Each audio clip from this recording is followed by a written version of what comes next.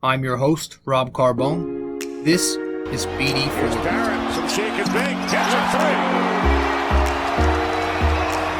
Stands alive in the crowd. Oh, hang on to the roof. Goodbye. Anthony for three. Bang! That one goes down. Gotta put four fingers up when Torres comes to the plate. The wall. See ya. See ya. Out here, the pistol comes under. Got it. Yankees win. Yeah, it's good to be back. You know, man, I took a vacation. I took a 2-week vacation. I did record one episode while we were away, but I hope everyone's been well. Family and I took a trip down to the Jersey Shore. Now, this is the second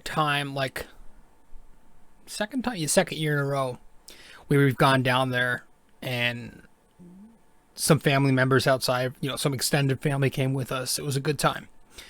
We used to go down to the Outer Banks, but that went on for about 2 decades. It was a big tradition we had, and it was my favorite thing in the world. But I don't know, things happen. People get older. People get busy. We haven't done that in a while. I'm hoping to one day go back with my best friend, my cousin, who I consider my best friend. We want to go back down there again someday. But this is fun too. This is the second year in a row going down to the Jersey Shore. So we were there for about 2 weeks. So I did take a bit of a break from the podcast. I think I recorded one episode. So I hit one of the series down there, and I missed about the next 3. But we're back. We're good now. It was a good vacation. I had an awesome time seeing everybody, and obviously, of course, the Yankees pick the one time where I'm not available to make a bunch of moves and do a bunch of shit. Happened to be I was down there during the trade deadline, and so obviously some shit went down, and we're gonna get to that. And it happened to be the end of the month, so we're going to talk about the progress report 4 months in, per the title of this episode. We're going to talk about the series that just happened in Miami. Derek Jeter's Marlins. And man, they showed Jeter on the telecast. They showed Posada. I don't think Mattingly was there because he had contracted the virus. I think from what I hear, he's doing well. But man, they showed Jeter. They interviewed Jeter. It's sad. It still hurts, man, to see him not affiliated with the Yankees in any way. But I am happy for him that he's got a baseball team to own. He's talked about that before. He's talked about that for a bit. How it's one of the things he's always been focusing on. And he wanted to do that someday, and so I'm glad that he's finally fulfilling that, I guess, dream of his post-baseball career dream. And it's funny, they were asking Derek how he was enjoying his time as the CEO. What's the official label? I guess CEO of the Marlins. How does he like the job? And he's like, I don't like it. I'm paraphrasing, but he's pretty much, he came out and said it. I don't like it until we start winning. And that was the most Derek Jeter thing you could ever say. And so I love that. I love that. It was an answer that may have made others go, wow. But it's not shocking if you know anything about who Derek Jeter is. He's just a winner. He's a winner, and he doesn't care about anything else but winning. And you got to respect that. So we're going to talk about the Marlins series. We're going to discuss the trade deadline a little bit. We'll go over the progress report, review every player individually, the lineup, and then we'll review, we'll pick apart the lineup individually, and then we will review the bullpen, the rotation, and the Yankees as a unit, give all the grades that we need to. Grading the trade deadline too. So we're giving Brian Cashman a grade. And yeah. And also, what's been going on since it started when I went on vacation, the Olympics began. So that happened.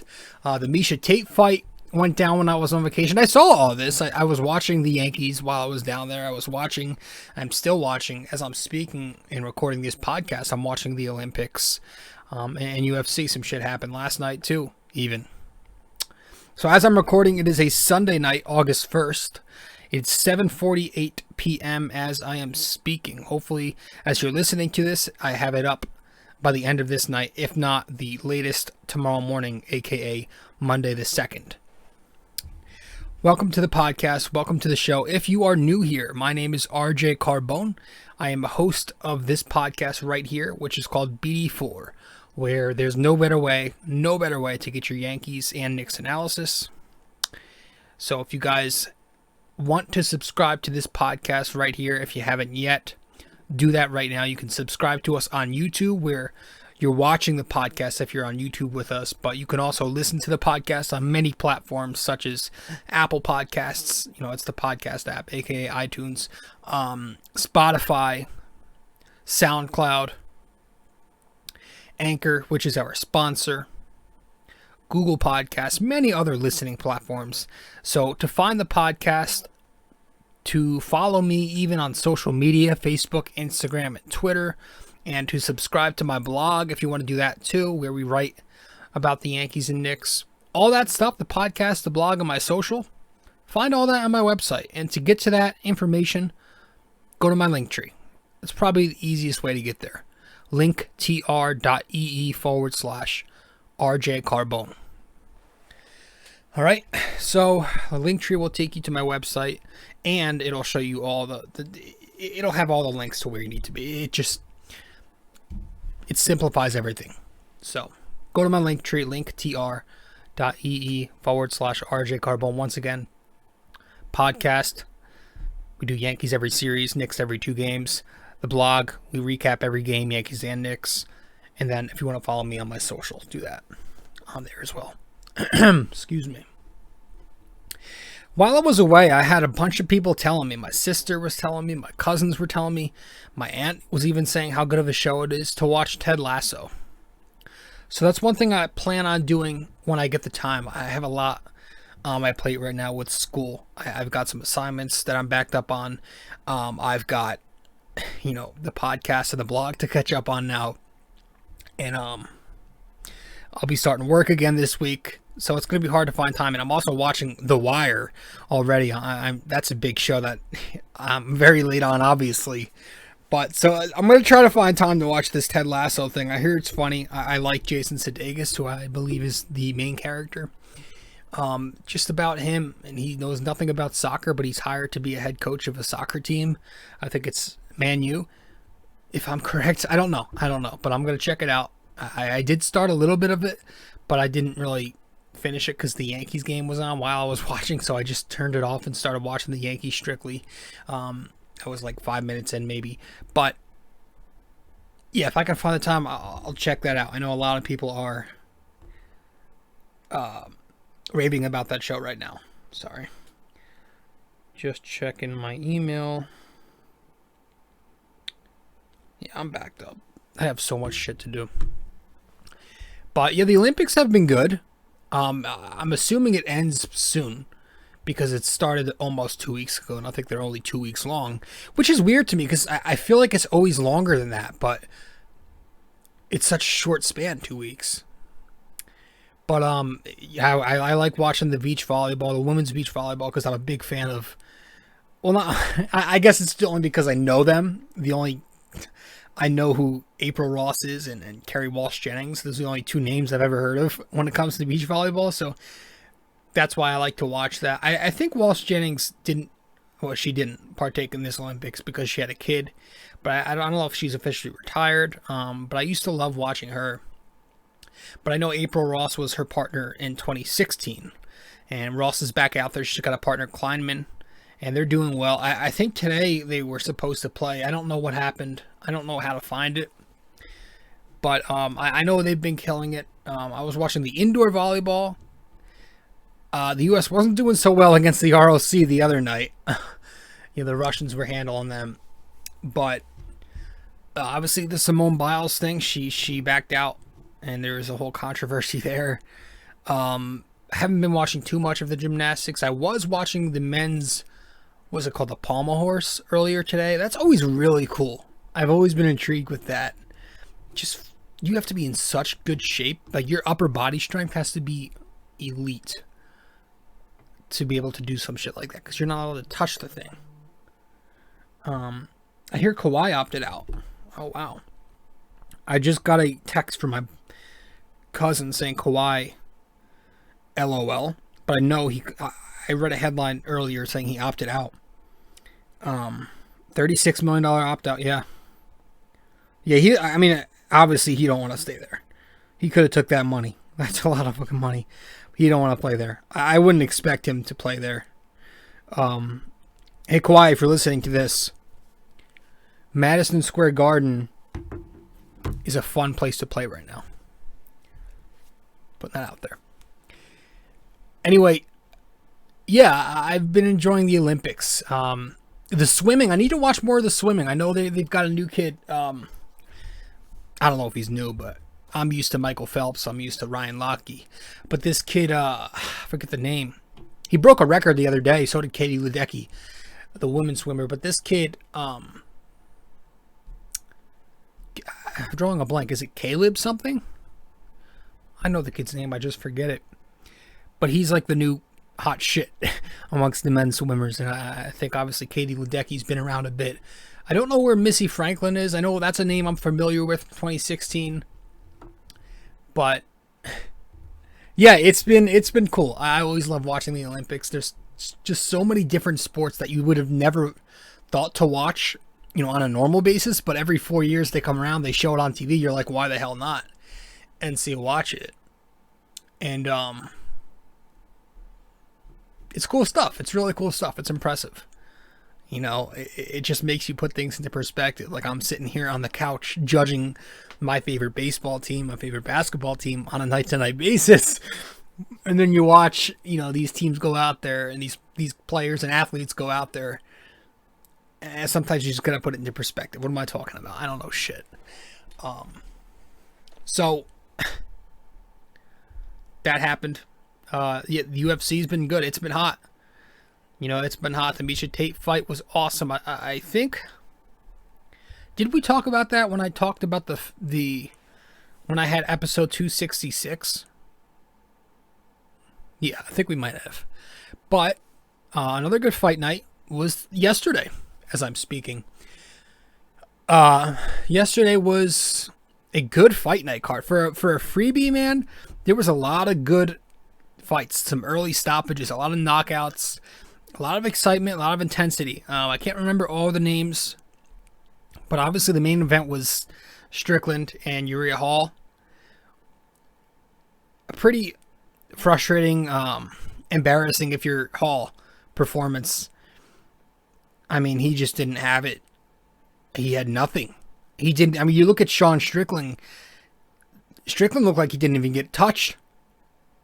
And on the flip side, he was throwing heat the entire 5 rounds on Hall. And Hall had a shot. I mean, Strickland was just standing flat-footed, just throwing punches. Hall could have done some shit, but he had nothing. And you got to give him props. He was, he hung in there all 5. I thought it was going to be an early knockout. By the way it was looking to start, I was saying this one was not lasting more than 2 rounds, but fortunately it did, because not only did I want a good long fight, but I had money on it. I had Strickland winning in 4, 5, or by decision. So he ended up winning by decision. And yeah. Well, he's on a big streak right now. I know that. And I know Hall's got some shit to think about after that performance.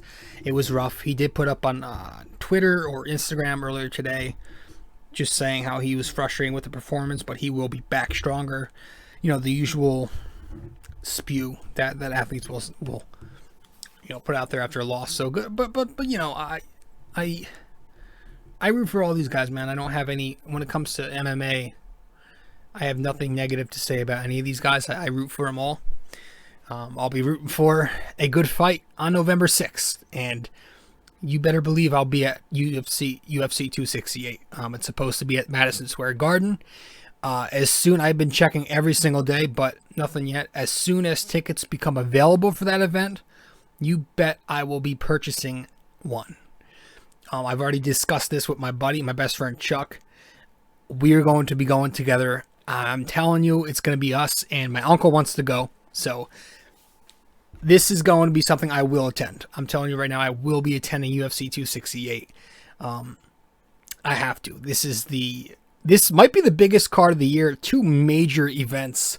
The main and co-main. You have the main event being Usman versus Kobe Covington, number 2. You know that Kobe's probably the one guy who has a legitimate shot to steal the belt. And then you've got in the fucking co-main event, it's what's his name? Justin Gaethje and Michael Chandler. You know, so I'm excited for that. I am really hyped for that one. That's a co-main event, which is just absurd. And I don't know if they have announced the rest of the card yet. I don't know, but I'm sure they're going to fill out some good names regardless, you know.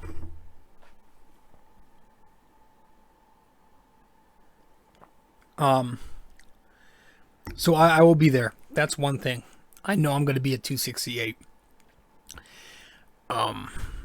Yeah, so welcome to the show. Welcome to BD4. Again, I am your host, RJ Carbone. We're going to talk Yankees tonight. Hopefully this episode can be one that we catch up on and we hit everything, hit all the topics we need to. I usually forget shit, and then I always remember as soon as I hit end on the recording, because that's how it works. But if you guys haven't yet subscribed to the podcast, be sure to do that right now. You can sub to us on Apple Podcasts, iTunes, Spotify. You can watch us on YouTube. There are many platforms to listen to the podcast onto. Just go to my Linktree for that. And if you go to my Linktree, linktr.ee/rjcarbone, not only will you find the podcast, but also the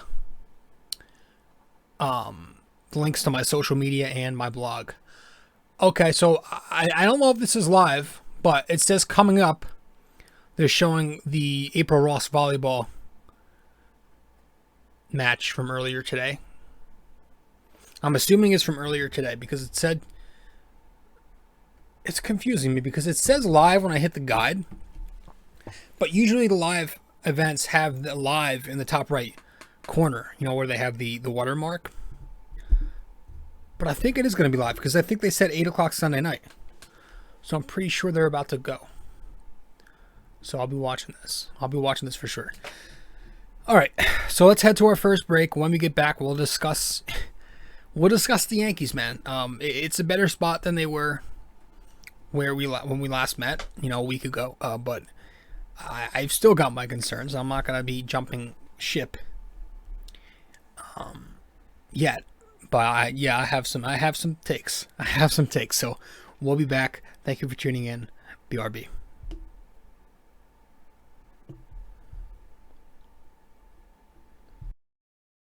You are listening to RJ Carbone on BD4. If you haven't yet subscribed to this podcast, you can do that right now. BD4 is available on iTunes, Spotify, Google Podcasts, Anchor, and you can also watch it on YouTube. There are plenty of other platforms to find this podcast. All you have to do is go to linktr.ee/RJ Carbone. And that will take you to where you need to be. linktr.ee/RJ Carbone in order to subscribe to this podcast.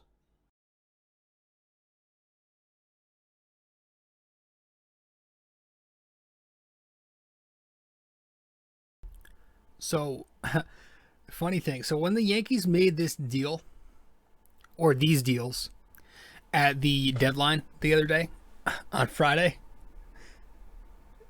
Oh, it is live. Nice. They tuned. Okay, good. They just started. Nice. I'm going to be watching this, so I might be looking up here and there. When the Yankees made the deal for Gallo and then Rizzo the next day before Friday, or was the Rizzo deal on Friday? I don't know. I think it was Thursday night. when they made those two deals, after both of them had been acquired, I put out a post on Twitter. Make the Yankees Italian again. And apparently it blew up. Like a bunch of reactions to it. I eventually I muted it because I didn't want to hear the shit, because I'm sure something like that on Twitter, you're going to get all types of people replying. It was just a friendly little, hey, make the Yankees Italian again, because they've got history of legendary Italian American Yankees players. But it was a fun little thing. It wasn't supposed to be political, but as soon as it hit like 800 likes, I think it's over 1,000 now, but as soon as it hit like 700 or 800, I went like, all right, I'm muting this thing because I know I'm gonna get some comments. So I eventually just said, fuck it, I'm not even gonna check. But that shit blew up, and I was very shocked. I don't. My Twitter is very under the radar. I don't have anybody. I have like, I don't know, maybe 500 followers, 400 or 500. I don't check, but so I don't have shit. But so when something blows up like that, I know it's going to be controversial in the comment section. But I thought that was pretty funny. But yeah, I mean, we've got Gallo, we've got Rizzo, we had the Castro, we had the Romano, but these two guys still adding to that list of hopefully Yankee greats, Italian American greats. So we'll see what happens there. We are going to get into it though. Excuse me, because we did give them a report card. And I thought Brian Cashman going into this deadline, I was saying I was hoping the Yankees would sell. I wanted them to sell. But I also at the same time did not expect them to sell. Oh, they're playing Cuba. Huh. And they didn't. I expected them though to not do what they did. I expected them to do some kind of half buy where they go after some middle of the pack relief pitching arm and maybe grab some starter who nobody's heard of either. But they went out and they full on bought some pretty big names. It started with the Holmes trade, right? The Holmes trade wasn't special. That was before this week. It was getting that reliever, and they traded away Park, which was unfortunate because a lot of people wanted to see what Park would look like as a lefty who makes contact and hits the ball hard. But hey, he's gone. So they get this Holmes kid. He's a hard-throwing sinker baller. That's all I know. He pitched a couple times and did fine this series. Hopefully he's a better option than a Krisky, than a Wandy Peralta, than a Nick Nelson. I'm assuming he's going to be used in that type of mop-up role. But they get him, but then they make the big move for Joey Gallo. That's when Brian Cashman breaks headlines. Joey Gallo to the Yankees. Texas takes the remainder of his salary for the year. That's good. But also, we shipped away some low-level, mid-tier prospects, for Joey Gallo, who he plays good defense. First base, outfield, he's playing left field for us right now. But, the big thing is he's not a shocking add to this Yankees team if you know how this front office works. They are very heavily reliant on the analytics, and they go out and get a guy like Joey Gallo, who's a lefty, all about the launch angle, and he's one of those guys who's what they call a 3 true outcome player, who is going to get on base because he walks and hits home runs, and when he gets out, he's going to strike out. He doesn't ground into double plays. They like that. They like the strikeout. They value striking out more than they do double plays. That's the analytical way. And so they got a guy like Gallo who they feel his lefty pop can help them. Do I think this is the smartest move given how the Yankees have been going home? At least one of the reasons they've been going home every October lately. It's not my favorite move in the world. I'm not going to say this is awful, this is the worst thing, because we haven't seen this guy pan out yet. But right now, how do I think it's going to pan out, adding Joey Gallo to this team? I understand he's a lefty, but again, it goes back to what I always say. Just because somebody is lefty, it doesn't mean he's going to help the team win games when it matters. Would you rather have an effective right-handed bat or a left-handed bat who's not as effective? Not that I'm saying Joey Gallo isn't effective, but is he a guy who's going to actually help them improve in the playoffs? Or is he going to be a guy who has nice numbers but doesn't move the needle come the postseason? Is he a guy who's just adding fuel to the fire? You have Root and Odor, who's very streaky, home run or nothing. You have a Gary Sanchez who's very streaky, home run or nothing. You have Giancarlo Stanton, who we see what he looks like right now when he slumps. It is the worst. He's missing the ball by feet, multiple feet. And so you have a lot of streaky home runner, strikeout guys in the lineup as it is, and that's been one of the biggest issues that they've went home every October. Now, this guy differs from those few guys we mentioned because he walks a ton. So that's good. He does have a high on base, but he's a guy who hits, barely above the Mendoza. The highest batting average of this guy's career was well above any other batting average he's posted, and it was 253. This season he's hitting in the 220s, I believe. He's not going to be a guy who does much when he's not homering. He's going to walk, and that'll be that. But he doesn't single, he doesn't double, he doesn't triple. He actually hit a double today. So that's my biggest concern. I prefer that we go after guys like Anthony Rizzo, and we did. So I was very happy, very satisfied. It did, make me a little bit, I felt a little better when I got the Rizzo news the next day, because he's also a lefty bat who they need. So they're balancing out their lineup. It's no longer straight up righties. And especially with Odor starting to hit, they've got a lot of good lefty productive hitters now. But I loved the Rizzo move as opposed to being about Gallo. I loved the Rizzo move because he's a lefty. He's also got power, but he also gets on base, but he puts the ball in play and he can hit for average. And yes, I do believe in that still. I do. And I think that's going to be huge for us. I think having a guy like that who's, I know this year and last season during the shortened year, he wasn't a guy who hit his norm, but he's got a deep history of hitting the ball 270, 280, 290. So I still think that's in him. And you look at the small sample of this year and last year combined, it's still not even a full season yet. It might be just about. So I still think he can do that. And I still think this is a guy who he's made contact a ton over his career. He doesn't strike out a lot. And he hits home runs. And he hit 2 deep shots this series. I think he's going to benefit the Yankees more than a Gallo can. I think Gallo's a good productive hitter. Well, he's a productive power hitter, but he's a very flawed power hitter on a lineup that's already very flawed with those same flaws. So he's a great power hitter. Gallo's a productive power hitter. It's just that I don't think this lineup is fit for him, or maybe is if you're looking at it in the stereotypical sense. But I love the Rizzo move a lot more. I think he's just an awesome dude. He's a veteran of the game. He's been around forever now, but this is somebody who is one of the more respected players in the game, if not the most respected player. He's just an awesome kid. He's got this whole, if you don't know, look it up. The Anthony Rizzo Family Foundation. Just a tremendous human being, him and his family, what they do, donating to these causes. And I know he's a guy who's overcame cancer. I think he's got money going to patients around the world. And I believe I was reading up on it. He donated money to the victims' families of the Parkland shooting.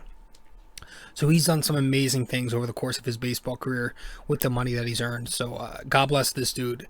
Yankees fans, I know they're going to love him. He's already a fan favorite, not just with the Cubs, but around baseball. We'll see how long it lasts. There was talks of Voit right up until the deadline, 4 p.m. on Friday, but that never happened. So when Voit gets back, it's going to be interesting to see how they maneuver this thing.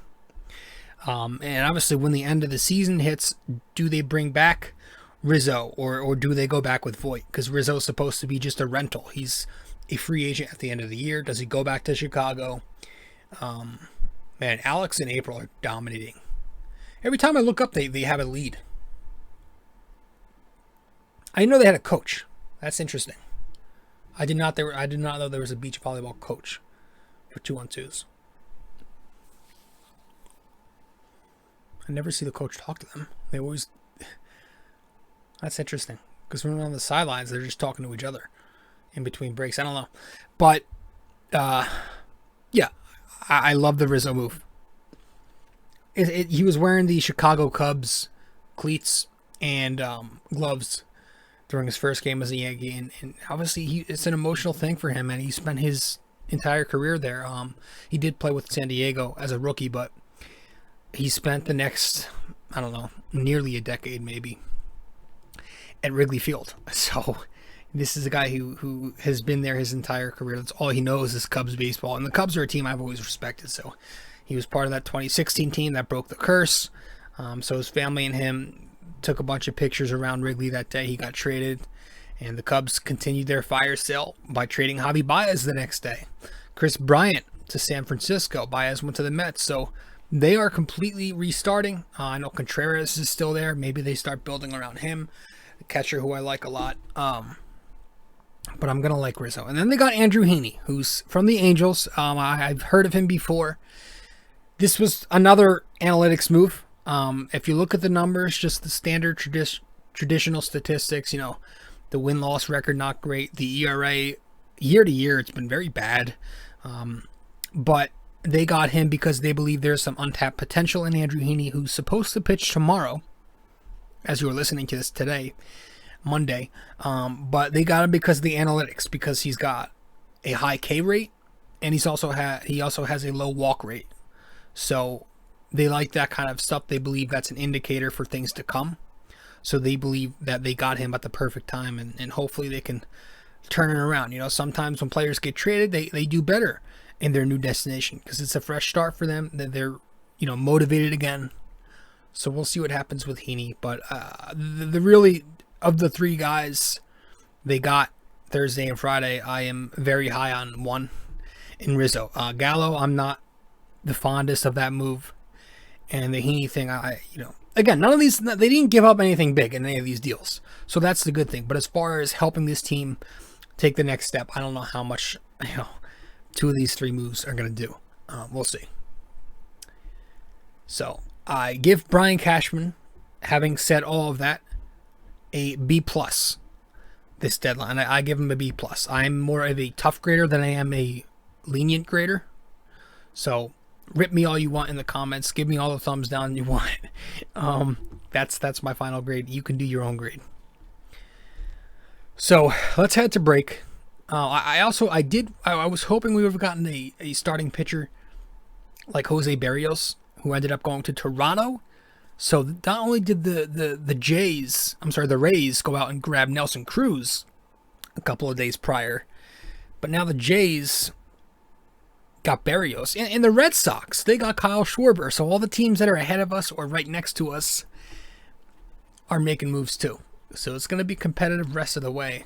I do think with the moves the Yankees made, they have a chance to make the wild card now, as opposed to before I didn't think they would have. Sorry, we were like crashing there as I was recording this. I think we're back up now. But I think what I was saying was, this is like 5 minutes after I just said something.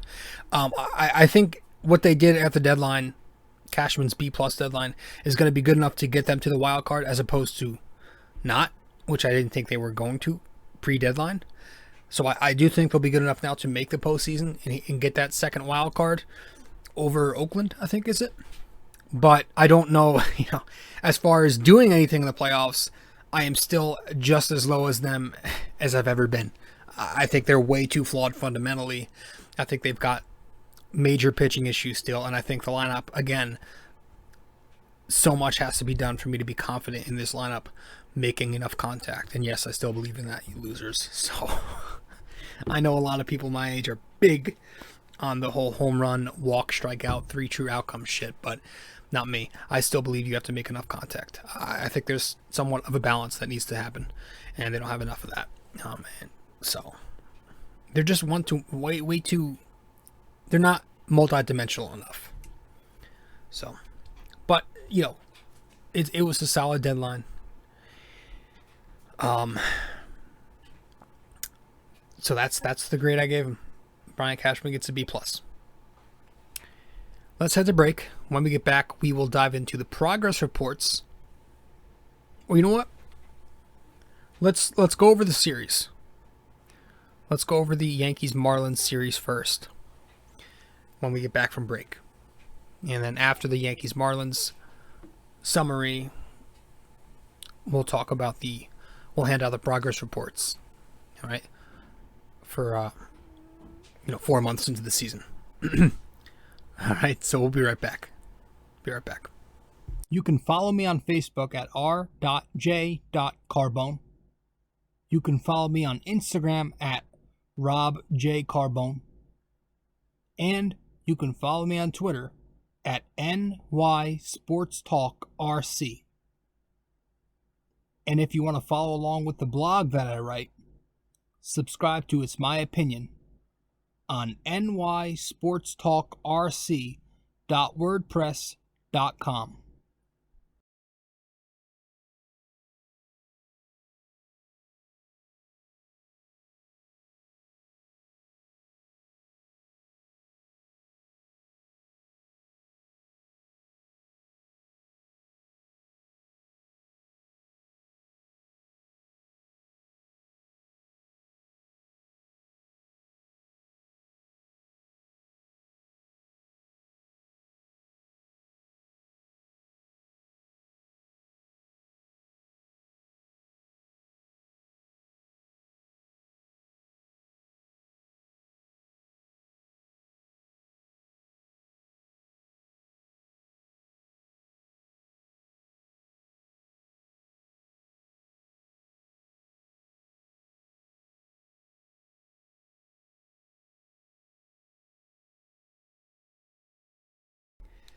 All right, so does anybody ever follow Aubrey Huff on Twitter? Aubrey Huff on Twitter. Guy's fucking brutal. He is brutal. I mean, whew. I agree with a lot of what he says, but some of it is just so extreme. I was just scrolling through some of his posts as we were on break there. Oof. All right. let's go over it real quickly. This Yankees Marlins series that just happened. Yeah, they picked up the sweep, right? They picked up the sweep, their first sweep since I think it was June 17th. So we all know the Yankees have had issues sweeping teams this year. And that's been one of the things I've been so annoyed about, is that people accept taking the series so much. Especially, it annoys me the most when it's the last game of the series that they lose. You just always enter the next series with a negative note. And so, normally I'd be fine with taking 2 out of 3. But this is a season, guys, where the Yankees are trying to make the playoffs. Not trying to win a division, not trying to win 105 games again. They're trying to make the second wild card. So taking 2 out of 3 all the time, at your best, I should say, and never sweeping at your best, that's not going to be good enough always. At some point, you have to go on runs and start sweeping teams. And I'm not even just talking about 3-game sweep. I'm talking about at some point you have to go on runs where you win 7 in a row. So we can't just keep settling. No, we're in a season where the Yankees aren't their best this year. They haven't had the best of seasons this year. So unfortunately, the standards are going to be higher now. The what they have to do is going to be more because of the hole they put themselves in. Normally, in a normal Yankees season scenario, yeah, I'd be fine with it. But this season, we have to do a little bit more at this point in the year. Late July, now it's August, than just settling for 2 out of 3 or 2 out of 4 or 3 out of 4. We have to start sweeping teams. And so this was a good start to sweep the Marlins, who are a bad baseball team. So this wasn't anything that got my confidence up, but it was something that at least satisfied me to a degree. The Yankees win the first game of the set 3-1. You had Jameis and Tyone going up against Thompson. The game is scoreless for the first 5 innings. Rizzo goes deep. A monster shot in the 6th inning makes it 1-0 Yankees. Was his second at-bat, maybe his third as a Yankee plate appearance. In the 8th inning, Odor, an RBI, makes it 3-0 Yankees. Tyone ends up going 5.2, shutout. 5 strikeouts. He's strong. He's on a strong run right now. He's on a roll. The month of July through 5 starts, 31 innings pitched, 25 strikeouts, a 4-0 record with a 1.16 ERA. And I know, today was game 1, it was Miami that he faced. That's not a good team. He's faced Seattle, but the other 3 teams, he's faced Boston twice during this run. Did a great job against them, and he's faced Houston. That was the game they blew. So he's faced some decent lineups. So good for Taillon. He's been getting going. The fastballs, he's not changing it up. The big thing we always say, he needs more secondary pitches, but he's still throwing the fastball a lot. But it's working. It's working right now. Not really doing anything different, but it's good that he's finally gotten it going. This is the guy who you expected he'd get off to a slow start, coming off his second Tommy John surgery. So speaking of that, I wonder if there's going to be like a limit, like a phantom DL stint, kind of how they did with Domingo just recently, to kind of limit his innings pitched. But we'll see. The bullpen was good. Lasagna, Britton, Chapman. Britton did allow a run, but Yankees ended up winning. Rizzo and Gallo, that was their Yankees debut. Gallo bats second. Rizzo cleanup. Gallo walks in his first at-bat. No, he strikes out. He ends up getting a walk. He has 2 strikeouts and a walk in the game. Rizzo walks in his first plate appearance. Has 2 hits. Game where Torres was ejected on that pitch way outside. Boone comes out all polite in response. I think that's just a bit outside. And very Boone-esque. And that was that. Judge hit by a pitch in the ankle. He's okay. DJ, Gio, did not start because of some injuries. I think triceps for DJ and Urshela's hamstring. But both later did come in, and that happened twice this series where they didn't start, but they got some at-bats later. It's like, dude, if you're going to play your guys, play your guys. I hate the halfway shit. That's one of my pet peeves. The halfway shit. Especially when you're in a situation like this, when you need every bit of your better players. Cortez gets a pinch running appearance later in this game. My tablet just went off because I said Cortez. I thought I said Cortana. Yeah, it was a good win. The offense, just 3 runs, 7 hits, 5 walks, 9 strikeouts, 2 double plays hit into 2 for 5 in scoring position. But regardless, the Yankees get the win. Some big hits. Game 2. Yankees win 4-2. Rizzo and Odor lead the way. Odor, the RBI single in the first inning. A bit later, Gary with a double makes it 2-0 Yankees after 1. Miami later scores in the fourth.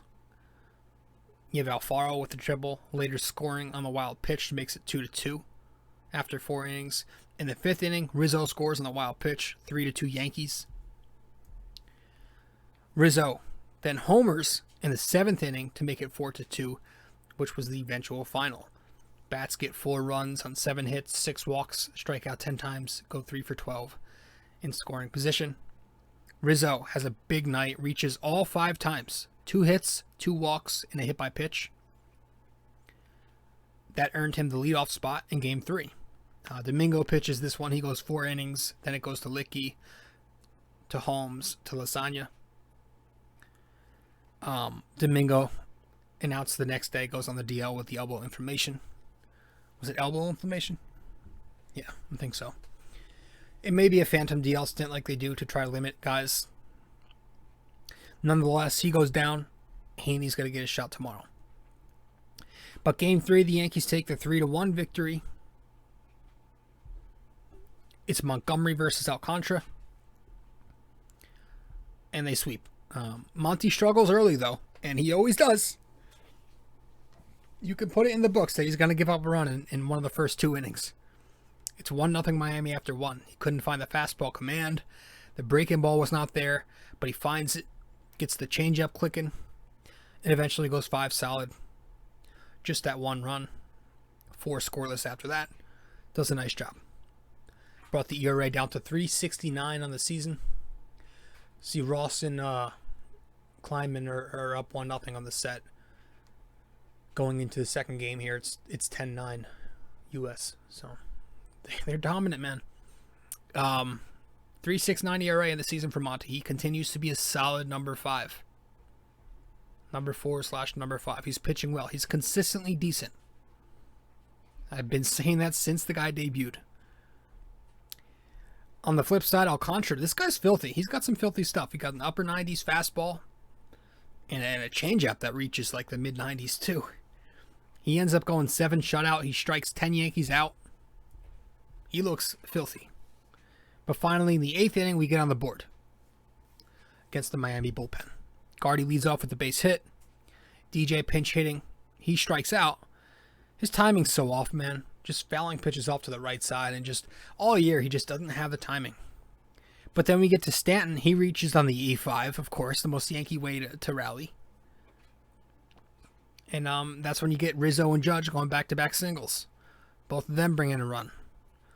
2-1 Yankees. Wild pitch, another Yankee way to score. That scores Torres in the 9th inning. That's where we win 3-1. Bats go 3 runs, 6 hits, a walk, 13 Ks, no double plays, 2 for 7 in scoring position. So we get the sweep. That's all nice. That's all done with. Good to see the new guys. And Rizzo's hitting well. He's already 5 for 9 as a Yankee. He's got 2 home runs, a couple of walks, and the hit by pitch. He's playing some good defense. He had a nice play to bail out Britton in the 8th inning today with a double play. Picking up some key hits. He's already providing what we expect him to provide. I have a feeling he's going to be a fan favorite here. Joey Gallo might not. He might be one of those guys who gets on Yankee Stadium's nerves. Because if they're booing guys like Stanton, like Sanchez, this might be a guy, a guy that those boomer, those middle-aged Yankees fans cannot stand. Those wave my fist at the clouds. Those guys, they're going to hate Joey Gallo. I'll tell you that right now. He finally got got off the schneid today with the base hit. Or it was a double. It was a 2-base hit. But I don't know how this guy's going to... he might be one of those bipolar guys. But he did double. He runs hard. I'll give him that. He's a good athlete, and he's got hustle. But I don't know, man. I might not be the biggest fan either. I know he walks a lot. I get it. The on base percentage. But I do value strikeouts and batting average still. I don't care. If you don't believe in that. My personal opinion, I still think that stuff matters in the postseason, and statistically, it's proven every year. So, tough shit. That's my take. Let's get to the progress report. All right, we'll hand out progress reports when we get back from break. Be right back.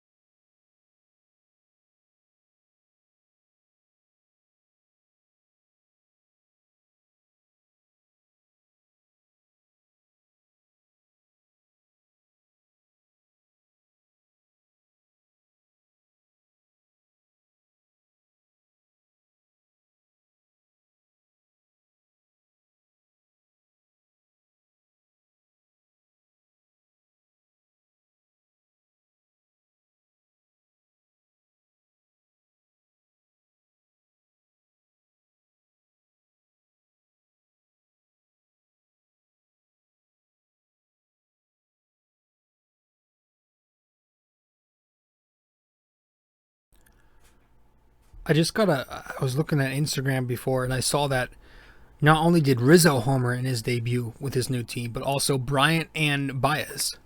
I knew Javi did. I didn't know that Chris Bryant did. That's pretty cool. All right. Yeah, let's go over the progress report, and that'll be that. We'll get to the question of the day after this.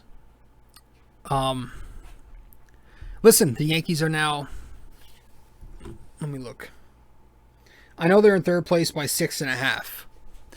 It's a 6.5 different difference between them and the first place leader, Tampa.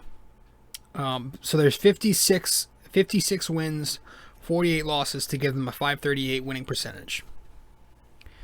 6.5 back from first in third. A C minus. I think that's fair right now.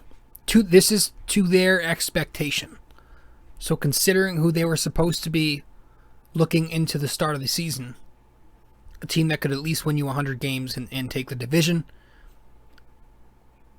looking at them now, comparing it to that expectation, I give it a C minus. Them a C minus. And I think that speaks for itself. Let's start behind the plate with Gary Sanchez. He's batting .211 this season. He's got a .324 on base percentage, a .448 slugging percentage, and a .772 OPS. With 17 home runs, 38 RBIs, 28% K rate in 81 games. First of all, he's okay. Can we stop acting like Gary Sanchez is the only good hitting catcher in baseball? Can we stop acting like there are 0 good hitting catchers in Major League Baseball? I get it. It's a position where the hitting is a lot lighter. It's not as potent as it is any other position. I understand that. But the way people use that as their crutch to worship Sanchez, it's insane. You would think that every other catcher in the game is batting .180 with an OPS of 500. There are good catchers out there. In fact, there are catchers who I would take over Gary Sanchez, believe it or not. Guys, Gary had a great 3-week stretch to inflate those power numbers and make them look a lot better than what they are. But he's back to slumping like he usually does. He's 1 for his last 12. That was this series in Miami. But he's also 9 for his last 68, 132 in his last 19 games. He had a really good month of July for 24 games. But he's back to being like, outside of that, he's been very bad. He had a really, really lights out stretch. That's who he is. He's a streaky hitter. And that inflates his numbers. It makes everything else look good because he had a really good stretch. That's how counting stats and averages work sometimes. But there are catchers who I would take over him. A number of guys off the top of my head. I would go Perez. I would go Contreras. I would go Will Smith, JT Realmuto, the guy Omar Narvaez is his name. Posey, Stassi, Garver, the kid in Detroit, Kelly. All these guys I just named are having similar seasons or better than Gary Sanchez. You could argue a lot of those guys are having.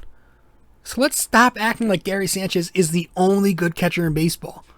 There are a lot of decent hitting catchers out there, a lot of good hitting catchers, a lot of great hitting catchers, a lot more than you people make it seem like.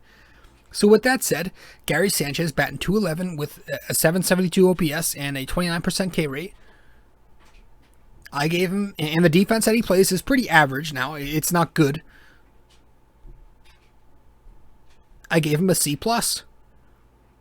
I think he's played C+ baseball. It's not pathetic like it's been in recent years, but it's not been as great as some of you people make it seem. That's my grade. A C+ for Gary Sanchez. Let's go to first base. DJ LeMahieu has played a ton of first, so we'll go to him. He's batting .265, a .345 OPS, a .345 on base, a .357 slugging. They're about to win again.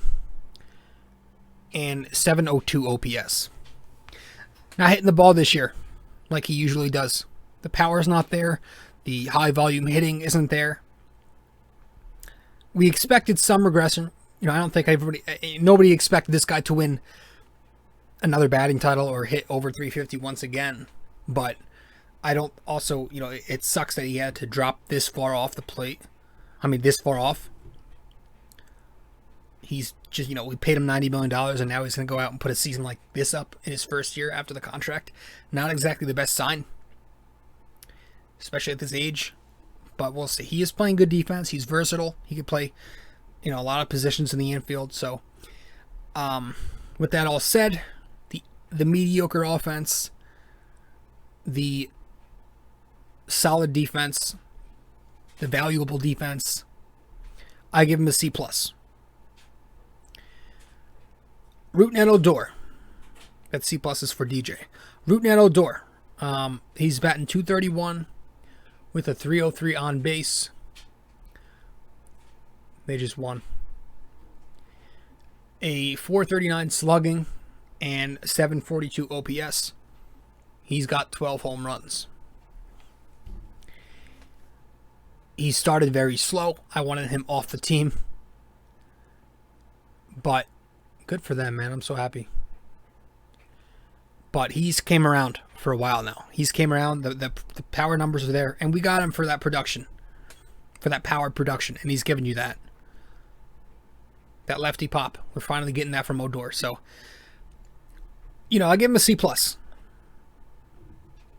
All in all. Gleyber Torres. Move over to shortstop. He's batting .242. Got the .657 OPS. Just 6 homers. He entered the series, this past series against the Marlins, on an 11-game hit streak. Also hitting in 14 of his last 15. .309 with a .545 slugging over that span. But against Miami, he was just 1 for 13 with a base hit. Now he's back to himself. He's just not hitting the ball this year. He did play good defense this series. But his offense is just it's these last 2 years, it's taken a big drop off, the power numbers in particular, but he's not even hitting for average anymore. He's just not the same Gleyber Torres we were used to. He's having a bad season. I look at it as a bad season. I don't look at it as an average season. I gave him a D+. I think Gleyber Torres is having a bad baseball season. D+. Gio Urshela. I think that's one of the few guys who you can look at and say has been there from day one, consistently decent. And for that, his offense, he's batting .274, .754 OPS. He's playing very good third base, as he usually does. He's tough. He tries to play every day when he can. He usually plays hurt. If he's hurt, he's got to play hurt. I gave him a B, a solid B. He's having a strong year. Aaron Judge. He's batting .282. He's got a .375 on base. The power numbers are a bit down. He's got 21 home runs, a .511 slugging, 886 OPS. The power is down this year. It's not bad. I'm not saying the power is bad, but Judge, you're expecting at this point someone like him. I think you would have thought he had 30 home runs and an OPS well over 900, but it's 886 with 21 homers. And I think eventually he'll have a season where he's going to have the OPS over 900, and I think he'll finish with around 30 to 35 homers. But that did take a little bit away. But overall, given his good defense in right field and his durability, he's playing almost every day. I gave him a B+. And a B+ is the highest grade you're going to see on the team. So be happy with that. Brett Gardner, I gave him a D. I think that speaks for itself. And you go over to left field, Miggy's hurt, but I gave him a D. Clint is hurt. I gave him an F. He had been horrible. And that was it for the individual players. You go over to the rotation. I'm grading them as a unit. I gave them a C+. Garrett Cole has had some up and downs since the tack thing, but he's been their best pitcher. Domingo Germán has not been the greatest starting pitcher this year. He's been very up and down. Not the same at all since that, was it like 9 starts in a row where he was very sharp at the start of the year when he got called back up. Monty's been solid. Tyone's coming around lately, but looking at big picture. And then you have the 5th spot, which has been a spot of musical chairs. Big picture, I think all in all, you give him a C+. Not the worst in the world, but certainly not the best. And the pen, I give a C+. I think they've regressed. They're still decent, but they have a lot of work to do. You could argue B-. And that's that, guys. All right, that's that. So, all in all, once again, to review the Yankees and give them a grade, I give them a C- as a team. But that's my take. So if you like it, you like it. If you don't like those grades I gave out, then that's tough shit. But yeah, man, I'm gonna go watch the rest of this volleyball thing. It's over, but I want to hear this interview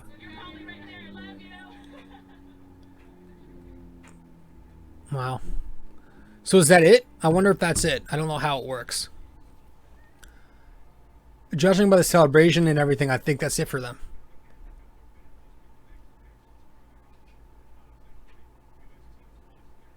Yeah. I think that was the finals.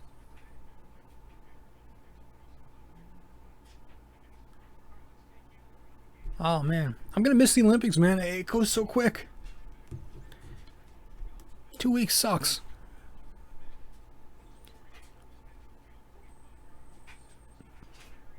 I didn't even know there was Olympic golf. Dude, what the hell? Yeah, there's all these finals going on right now. Golf's in there. They just finished their finals. So it's over. It's almost over, I would say. I don't think there's many more days left.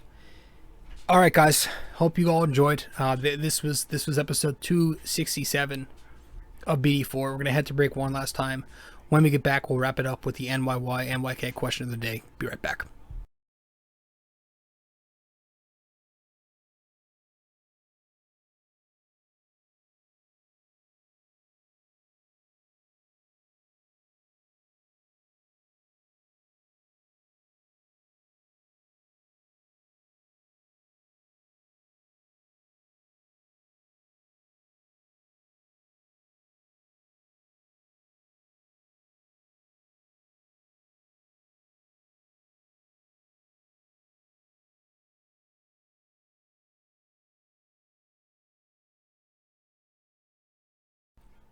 All right, so last time out for our NYK question of the day.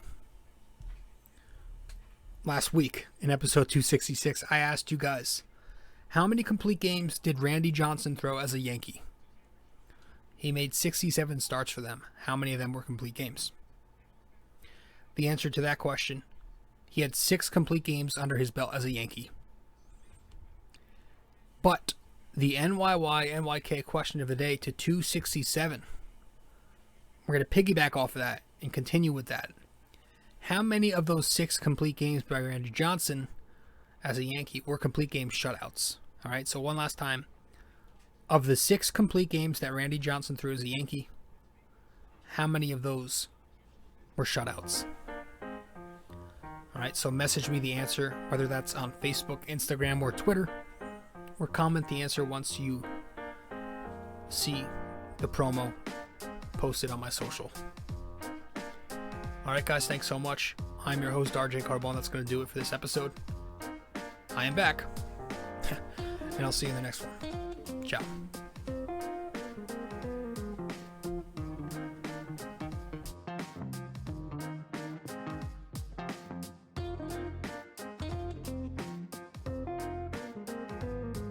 This episode is brought to you by Anchor, podcasting made easy.